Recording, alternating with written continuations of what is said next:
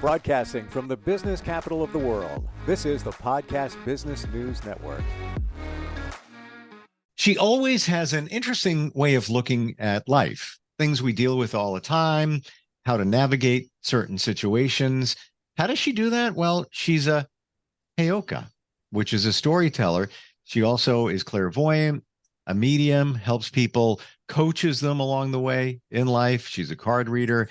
And today we're going to talk about patience. They say it's a virtue. Do you have patience? How do you have patience? You name a flower. You name a flower, patience, and then you have patience. That's she all. doesn't. She doesn't have patience because I wasn't even done introducing her, and she jumped on in there. But that's perfectly fine. It's her show. Janis Reed is back with us. Welcome. How are you? Oh, I'm just impatient. I guess. And right, yeah, I forgot impatience. Right, flowers. I got that. Made the connection. It goes right. Yeah, it's when you know a lot of words but don't really always put them together, so you pop off with different things. Patience. Patience has been something I've been working on lately because I'm in the situation where I'm forced to be patient, and there's no other way around it but to be patient. And so I've been doing these little puzzles and things. And when I get off track, doing little puzzles and games instead of paying attention, Spirit has a way of mentioning it to me that maybe my time would be better spent doing what was designed to happen. And I got thinking about patience and what good is a virtue anyway? Because patience, yeah, it might be a virtue, but virtues don't have any value until we give them away. We got to give them away. You can't just collect virtues and sit on them. That's not virtuous. You have to give it all away. So after you go to all the trouble of figuring out what it is and how to get it, and you finally feel like, I've got a little virtue, nobody cares. Nobody cares. You have to give it. You can't charge them. You can't trade or barter. You have to just give it to them and then let go of it.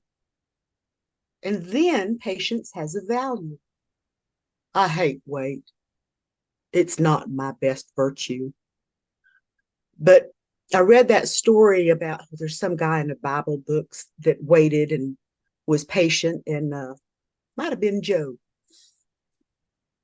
But just in patience. My husband, he's not patient. My kids, they're not patient.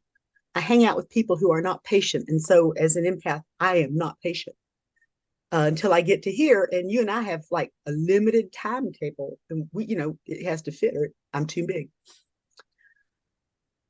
I want to ask you a question because it just popped in my head here. Please do. Okay. And it's all related. I don't like waiting at restaurants. If I go to a restaurant and there's a long, long wait, I'll just leave. I don't need to wait because there's other restaurants there.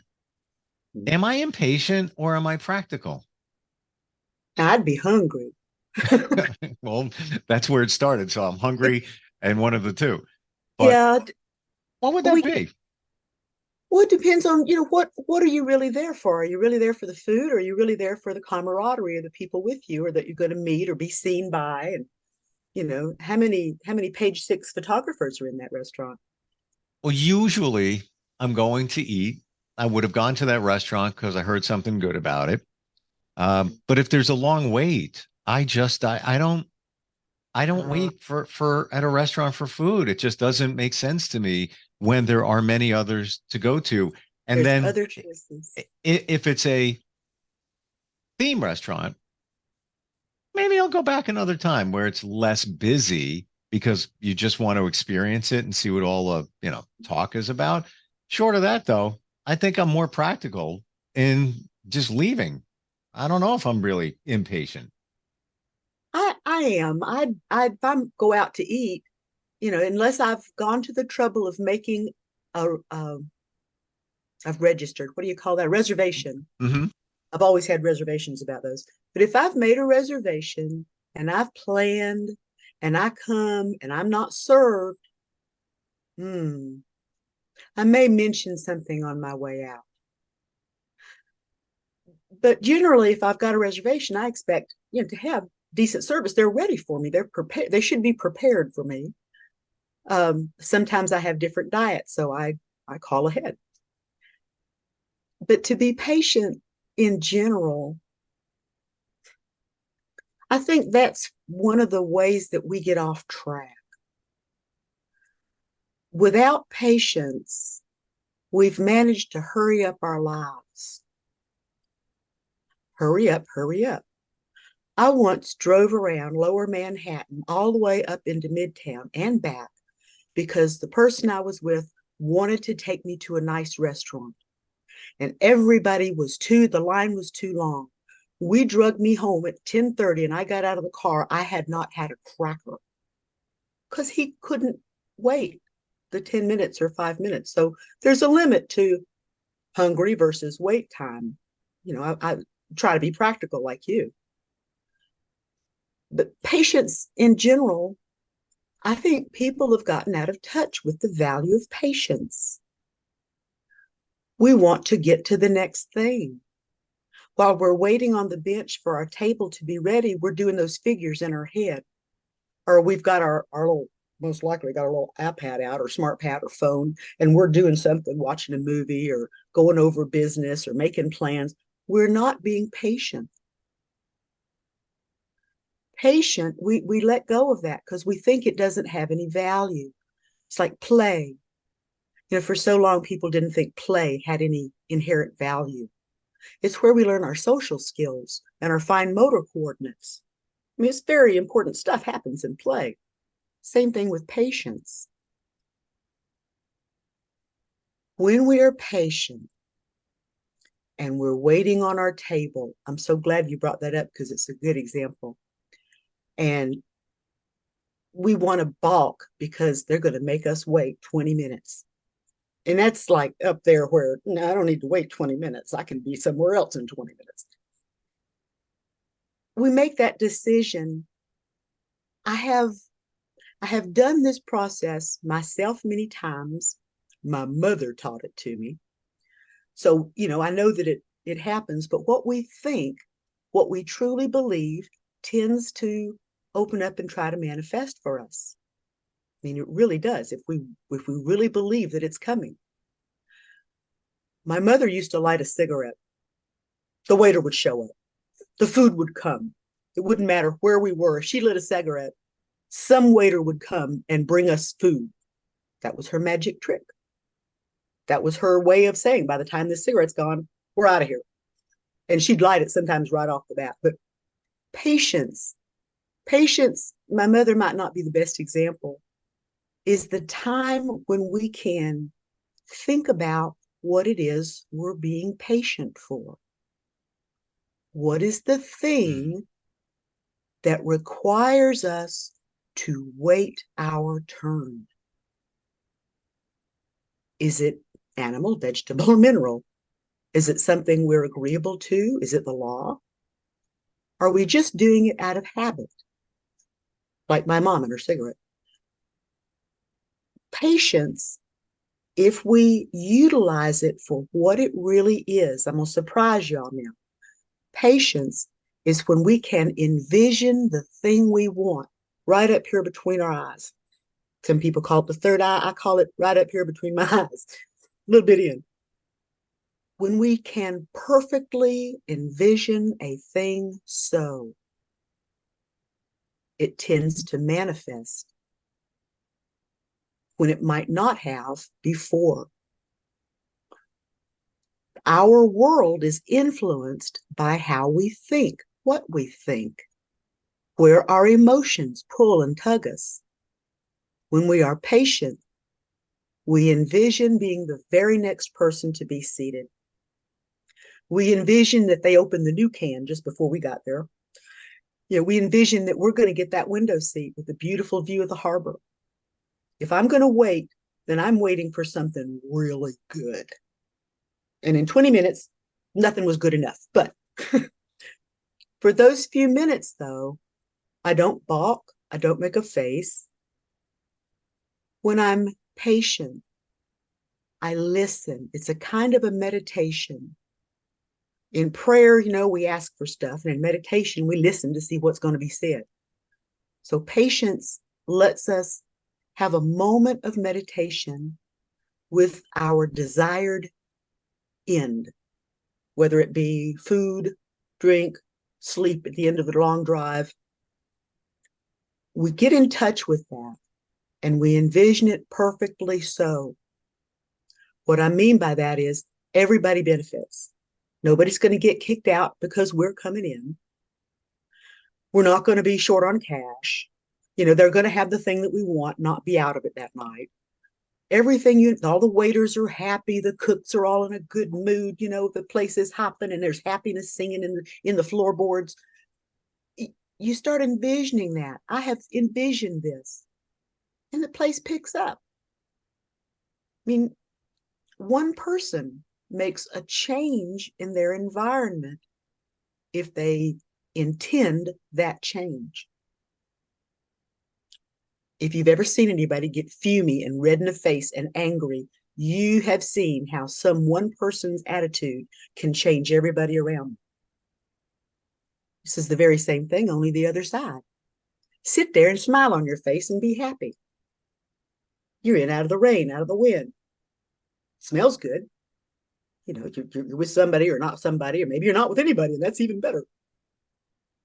Wait at the bar. Do you really want to, we measure it out. But in patience, whatever we're patient for, anything, anybody, dogs are really good being patient, listening for the car out in the road. We be patient with spirit, with the world that it is. We do not live in an electronic world. When I mix up eggs and butter and flour and sugar, I have to wait on that cake to bake in order for it to be a usable cake. So waiting, being patient, envisioning a good reason to be patient and expecting the best, it increases our chances of having a happy outcome by, I don't know, at least a little bit. It makes me feel better while I'm waiting, like I'm doing something positive instead of making my stomach turn and lose my appetite. Do you think we're less patient nowadays than we used to be because we have all these distractions? Like, and the reason I bring that up is you mentioned the dog waiting for you, waiting for the garage to go up or the door to open. They'll wait around all day for you because there's not a lot of other stuff that they have to worry about. So they appear to be patient. Sometimes when my dog is hungry, he gets a little impatient, but it's okay. I get it. The couch sometimes looks delicious while we're being patient. Mm-hmm. The couch might look delicious, if we're a dog being patient. But yeah, we're patient for people. We wait for them. It's like a sign of respect, of honor, not just for the other person, but for ourselves. Mm. We don't have to sit there and fret and break a sweat and churn our stomachs because we're not getting our way. Instead of saying, I want my way and I want it now. You say, can I have this? And then you look around, see how you could have that, how you can manifest it, not how you can force somebody else's hand to provide it for you. In patience, we take a few seconds, moments, hours, if we're lucky. When we are patient with something, we take the time to think about what it is we're after, so that when we reach for it, we are more likely to choose the quality of the thing we want rather than the hurry up, give it to me right now, this minute. And it's not really at its optimum prime yet. If we try to push the envelope and get our answer quicker than later, we shortchange ourselves so many times because we take what's quickest instead of what's best. And then we wonder why we're not as happy as we might have been had we just chosen that other one. But, people were pushing me and hurrying me along. Patience is like personal magic time. Isn't it? I mean, if you try it yourself. I went to this seminar once called From the Telephone Doctor. It's actually a conference on how to answer the telephone. Hello. One of the things, the exercises that we did surprised me, and I will challenge anybody to try it in the privacy of their own home when they're not driving or doing something else. Set an alarm clock or a timer for like 1 minute. Put it in the other side of the house. Don't look at the timer. Go where you can't hear it and close your eyes and wait for it. It takes about 4 hours for that 1 minute timer to finally go off because you're waiting for it. When you realize how fidgety you were for that minute, set it for another minute and go about your business and see how many things you got done before that timer went off. We can get a lot done in 1 minute. And we tend to overload our schedules. So, but if we go at our own pace, we don't hurry, we don't rush, we're patient. We let the cake completely cool before we cut it. No, that's pie. Cake you can eat right away. We wait for the project to be completed before we try to use it. So we're patient. But we're not patient when we do some other project. We're utilizing our time differently, but we're not being patient. Patient is when you sit there with the thing. That's why they call it patient. You have to sit there and be still like you're in a hospital setting. Think about it. Engage it in your mind. Think of all the different ways that it's happening or could happen. A lot of times I notice where I screwed up, so I have an opportunity to fix it before I suffer consequences when the next person figures out where I screwed up. I actually take the time, and in my patience, I notice that my shoes don't match. Things happen. Being patient doesn't mean hurry up and do 6 other things in that little, because you've got a whole minute there. It means taking the time to involve yourself on the thing you're waiting for. Traffic to move. Think about all the other people that are in the same situation. Wonder how many of them are listening to good music. Wonder, if they brought something to do, or more thoughts of engagement rather than no, I don't want this. I don't want to wait. I don't want it my turn. I want now. Those darn handsets, computers, even telephones, we get our information so quickly now that we get it quicker than we can digest it. Yes. And that's what patience does. It gives us the time to digest. So it all sits better. It makes sense to us. It fits. It finds a place to fit into our life instead of put us at odd thing because it's not comfortable. So we don't want it. We don't want to wait. Waiting is a good thing. It takes exactly the right amount of time to brown the top of an apple pie, and it is so worth waiting for. So I've been impatient lately, and I've been trying to recalibrate my patience tendencies. My husband says I'm slow, and I think I'm always going a mile a minute. I guess for a turtle, that is pretty quick. But I just wanted to ask you, what do you do? How do you address? What do you do when you should be patient? What do you do instead? What's your favorite to do instead?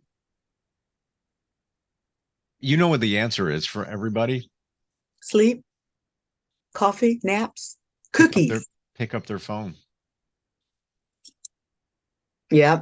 Yep. Look in the little silver box. Yeah. The stone that webs around the world. Mm-mm. Hope he said that was coming. I want to bring one point here. Dude.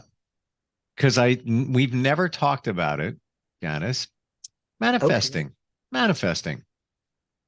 And one of the principles, as I understand it, is you need to be patient.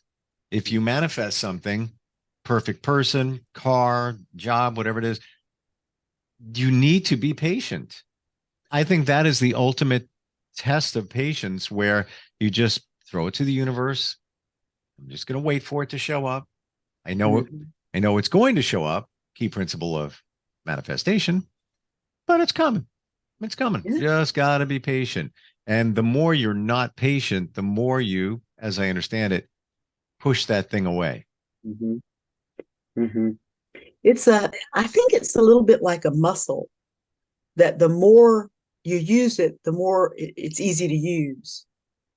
I had a Hmm. girlfriend many years ago. She and her boyfriend had won tickets to Italy. They didn't have money for anything. They didn't even have a suitcase. So she says, okay, come on. She takes her boyfriend out to this dumpster behind a bar. She says, we need a suitcase, right? He says, yeah, we do. So she reaches over her head, down into it, and feels around and pulls out a brand new suitcase. It wasn't brand new. Somebody had ditched it. It was a college town. Somebody had dumped their suitcase. She believed she could reach her hand in there and pull out a suitcase, and darned if she didn't. It was amazing. Hmm. I don't doubt it for a second. And that I've manifested both ways. And not knowing I was manifesting, I would say to myself certain phrases, this is the way my life is, or this is all I am here. I was just talking out loud. Guess what? That's what I became. Never really believed it, but I asked for it. Like they say, be careful what you ask for. So I Yeah. know on the Wish they'd tell us reverse, that. I reverse engineered manifesting. I manifested things I didn't want and I got them. Mm-hmm. Yeah, double dog dare and spirit hadn't worked out too well with me either. Oh, I get taught lessons right and left. But yeah, being patient, wait for it. It's like playing jump rope. You got to wait for the ropes to be just right, or you'll get your nose smacked and your glasses knocked off. Don't ask me how I know that. But we wait for the right moment. If we jump too fast, it won't work. If we wait too long, we've missed the opportunity. So patience is like gives us that moment to actually pay attention, to give attention to what is going on around us. What can we glean from that? Why am I here? That's one of my favorite questions to ask when I'm stuck in traffic. I know around where you are, you probably get stuck in like many lanes of traffic sometimes with lots of cars and trucks. I get stuck on 2-lane roads with hay trucks and cattle cruisers, but the wait is just as long. Look around. I said, what? So why am I here waiting? Why can't I go? I'm going to be late. And I look at where I'm at. And for me, I'm surrounded by something beautiful. And I can distract myself that way. In Manhattan traffic, you look around to see who's got the best hat, parties to see who's got the best shoes. I look, I absorb information, I pay attention. And a lot of times I'm actually prepared, even when I don't expect it, because I'd been paying attention. I don't know. There's talk about different people wanting to limit um, minor minors from using their little machines, handheld sets and stuff. I'm all for bringing back Ma Bell. Wire it to the wall. Leave me alone in my car. Let me take a shower in peace. You know that information coming quicker than we can digest it, telling us, "Don't be patient. You've got more to swallow. Keep swallowing. Keep on. Keep swallowing." You don't have time to taste it. You don't have time to digest it. Your body doesn't have time to turn it into something good that makes sense. Your mind can't really comprehend it because you're already getting fed the next thing. It's bad enough, if we get fed because we have to, because that's our job. But to do that on purpose to ourselves, to miss out on our little private time, even if it's only 2.5 minutes in an elevator, to miss out on the opportunity to come back to my peace and center is something I don't want to do anymore. That's the value of patience for me. Let it pass. that first stab of the knife, that gets my attention. But if I'll wait a minute, maybe I'll notice that they stabbed it into the fake arm and not my arm. It was just the shock. When my kids were little, every mama has the rules they teach their babies. Rule number 1 in my house was do not scare the mama. Because if I shock, I'm not no bueno. I'm no good at all. Patience. Patience takes the shock out of things, lets us prepare so that we look good when it's our turn. I never thought of it in that way, that you're better prepared for whatever you're waiting for because you were patient for it, as opposed to, I want it, not here. Same thing, you order something on Amazon. Of course, you can click the button and it could be here in 4 hours around these areas.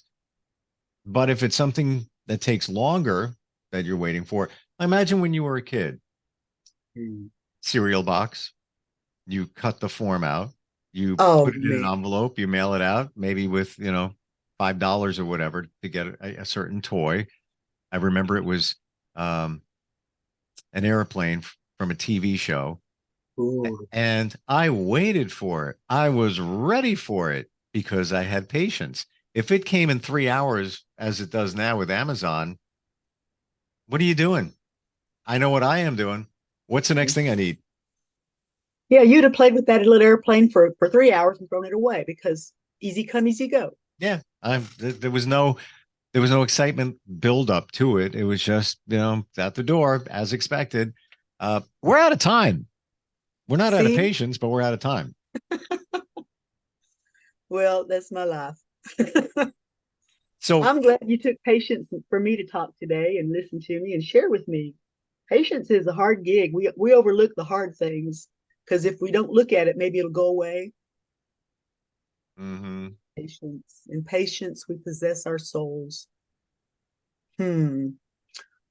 Yeah, follow me for more great recipes. Of recipes of life. Mm-hmm. Yeah. How do we locate you? How do we find you if you're not on a winded crooked road in back of a chicken feed truck? I'm actually just off the crooked road. It's a national treasure road. Yeah, my road turns off the crooked road. Find me on get me on Facebook. That's the fastest, simplest way, at Janis Reed. You can get me on an email, goddessjanis2@outlook.com. I've got a website. One day I'll remember the name of it. I think it's Southwest Psychic Virginia or Virginia Psychic. Good luck. Get hold of me on Facebook. Give me an email. I do stories for readings, parties, bar mitzvahs, divorce events. I'm flexible. Yeah, she's a tarot card reader and intuitive and insightful. And until next time, I'll have patience. I'll wait. Patiently. This is it. This is me being patient. Thanks for being here Have today. a great week. Thanks for seeing me. Are you looking for even more of the podcasts and hosts that you love? The Podcast Business News Network is proud to announce that you now have even more ways to listen live. Check out the MyTuner Radio, online radio box, and Simple Radio apps on iOS and Android, or find us online. Search for Business News Network on mytuner-radio.com, or search Podcast Business News Network on streama.com and onlineradiobox.com/US. Take your podcast on the go and don't miss a minute of the action.